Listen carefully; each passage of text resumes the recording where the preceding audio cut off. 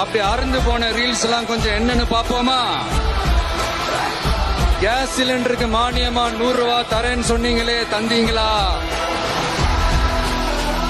1000 ரூபாய் ஒருத்தர் விடாம எல்லா பெண்களுக்கும் தருவேன்னு சொன்னீங்களே, தந்தீங்களா?